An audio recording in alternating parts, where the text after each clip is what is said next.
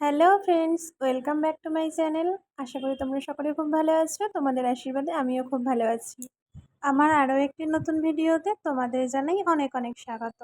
যারা আমার চ্যানেলে নতুন ভিউয়ার্স আছো তারা দয়া করে চ্যানেলটা সাবস্ক্রাইব করে আমার পাশে থাকো।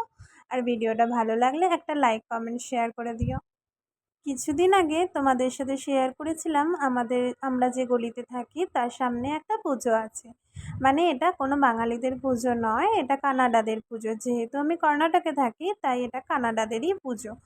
এই পুজোটাতে একটা ঠাকুর আসে, সেই ঠাকুরটা 7 দিন সেই মন্দিরে থাকে। মানে একটা অন্য জায়গা থেকে আর একটা মন্দিরে এই ঠাকুরটা আসে, সেই ঠাকুরটা 7 দিন থাকেন এখানে।